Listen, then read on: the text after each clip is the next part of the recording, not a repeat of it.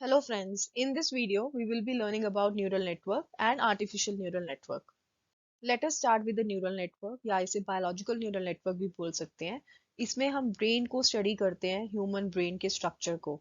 So first of all we have dendrites जिसमें की information receive होती है from various other cells. Then next we have cell nucleus या हम उसे सोमा भी बोलते हैं जिसमें बेसिकली हमारा प्रोटीन जो है वो जनरेट होता है और it is been transmitted to the other cells with the help of dendrites. Next is axon. Axon एक चेन लाइक स्ट्रक्चर है जो हमारी आउटपुट को कैरी करता है from one nucleus to the other nucleus in the form of electrochemical signals.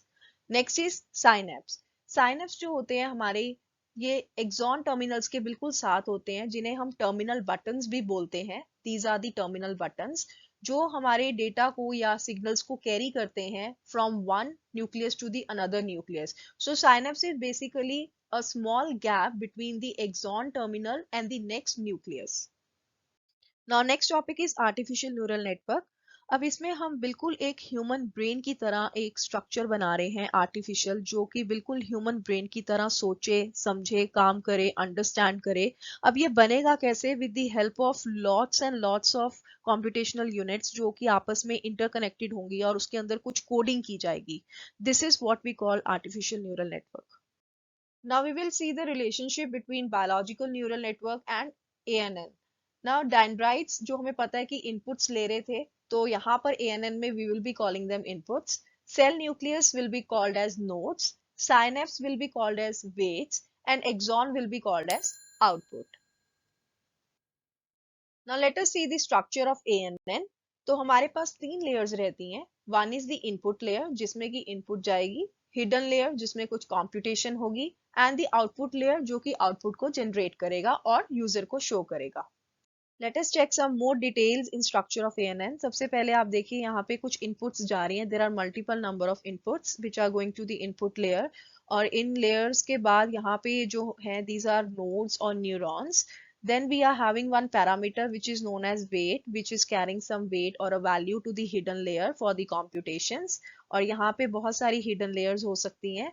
Then we also have one more parameter which is known as bias. We will be discussing in a short while. इसके बाद हमारे पास output layer है जहां पर हमारे outputs generate होके आ रहे हैं and finally there are the output values which got generated. Now let us discuss the node in more details and some parameters. So ये हमारी एक node है और इसमें दो parts हैं. One is sum and second is activation function.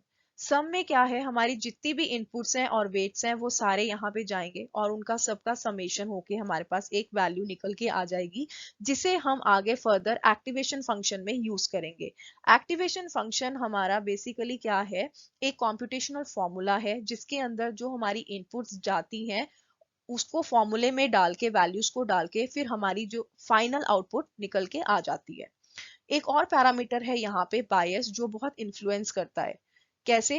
For an example, जब हमें कोई टास्क दिया जाता है तो हमारा ब्रेन सोचता है उसके बारे में, उसको कंप्यूट करता है और एक आउटपुट जनरेट करता है. अगर हमारा आउटपुट एक्सपेक्टेड आउटपुट से मैच नहीं करेगा तो हमारा ब्रेन फिर से प्रोसेसिंग करेगा और कुछ ना कुछ उसके अंदर चेंजेस करके आउटपुट की तरफ जाएगा जो भी एक्सपेक्टेड आउटपुट है. और ये तब तक चलता रहेगा जब तक कि हमारा आउटपुट बिल्कुल परफेक्ट नहीं आ जाता. सेम यहाँ पर बायस का काम है ANN के अंदर. तो जब भी हमारी आउटपुट जनरेट होती है अगर वो एक्सपेक्टेड आउटपुट से मैच नहीं कर रही है तो बायस का काम है कि कुछ ना कुछ चेंजेस करना कॉम्पिटिशनल फॉर्मूला के अंदर या फिर वेट्स के अंदर या फिर हमारी जो प्रीवियस इनपुट्स हैं उनके अंदर, ताकि जो हमारी आउटपुट निकल के आए वो बिल्कुल परफेक्ट और बिल्कुल एक्सपेक्टेड आउटपुट की तरह ही होनी चाहिए. So this is what the bias do. Now let us check the structure of ANN. First is the input layer जो कि हमारी फर्स्ट लेयर होती है और इस पे कोई भी प्रोसेसिंग नहीं होती है, सिर्फ काम इसका है इनपुट्स को एक्सेप्ट करना.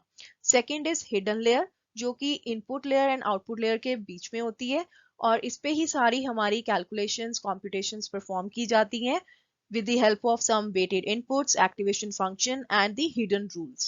और हमारे पास एक से ज्यादा हिडन लेयर हो सकती है depending on the complexity of the task. जितना ज्यादा हमारा टास्क कॉम्प्लेक्स होगा उतनी ही ज्यादा हम हिडन लेयर्स को रखेंगे.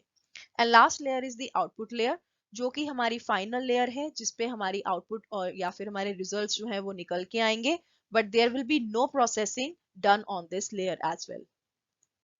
Now let us see the working or the training of ANN. Now training can be done on any of the learning style, supervised, unsupervised और reinforcement learning, but majorly हम ANN को supervised learning के ऊपर ही use करते हैं. So these are the steps. सबसे पहले हम initialize करेंगे weights को, then हम अपने inputs को set करेंगे, उसके बाद हम activation function को use करके outputs को generate करेंगे, फिर comparison किया जाएगा हमारे outputs को with the expected outputs. अगर हमें लगता है कि हमारे आउटपुट्स नहीं सही आ रहे हैं then we need to make the changes in the weights. और वो कैसे किए जाएंगे? अगर आपको लगता है कि हमारे आउटपुट्स जो है दैट आर करेक्ट तो weights are generally get increased. और अगर हमारे आउटपुट्स इनकरेक्ट होते हैं तब हम अपने नोड्स के ऊपर जो वेट्स आ रहे होते हैं उनको रिड्यूस कर देते हैं. एंड फाइनली जब हमारी सेटिंग हो जाती है हम अपने वेट्स को अपडेट कर देते हैं और फिर से हम आउटपुट को जनरेट करते हैं, रीचेक करते हैं विद द डिजायर्ड आउटपुट. और ये साइकिल जो है वो चलता रहेगा जब तक कि हमारे आउटपुट्स जो है डिजायर्ड या एक्सपेक्टेड के साथ मैच ना हो जाएं. Now we will discuss few terms. पहली है forward propagation.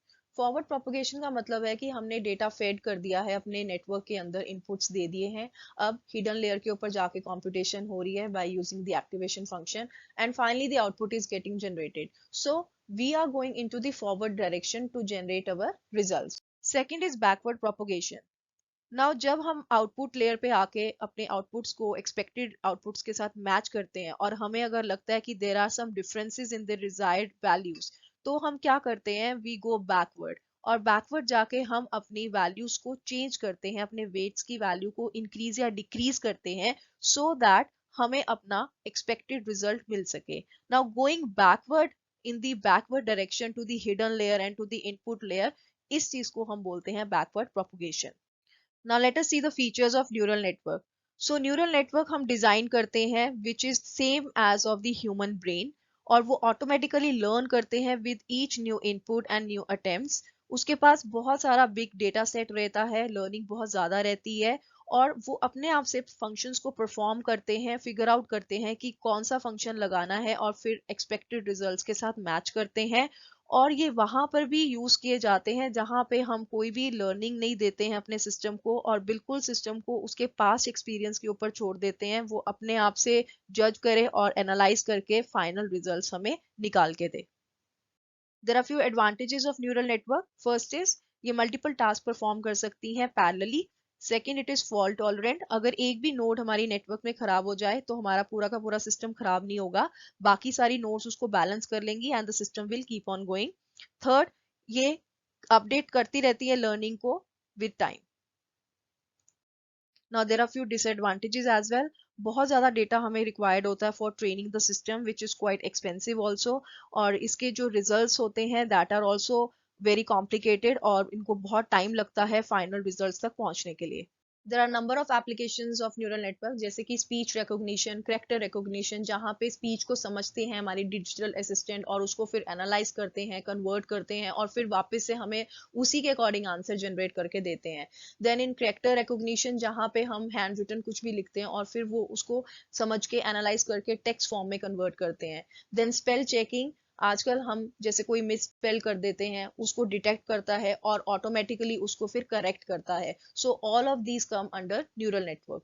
There are more applications of neural network. First is social media जहाँ पे लोग जो हैं एक दूसरे की प्रोफाइल को चेक कर सकते हैं automatically while clicking over the images. Second is online shopping where ANNs are trained with the help of algorithm. वहाँ पे बेसिकली लोगों के बिहेवियर या पैटर्न्स को समझते हैं यूजर्स के और फिर उनको रिकमेंडेशंस देते हैं कि वो कौन से प्रोडक्ट्स को परचेज कर सकते हैं. Third is online banking where checks are written in the handwriting and then those checks are converted into the text form. These all are done with the help of neural networks. So finally concluding this video, so neural network is basically जहाँ पे हम mimic कर रहे हैं human brain को, जहाँ पे हम ऐसे सिस्टम्स बना रहे हैं वो अपने आप डिसीजन ले सकें. फॉर एग्जांपल रोबोटिक्स जहाँ पे बहुत सारी ट्रेनिंग दी जाती है, कॉम्पिटिशन्स की जाती हैं. So that's all. अगर आपको वीडियो पसंद आई, do hit the like button and subscribe the channel.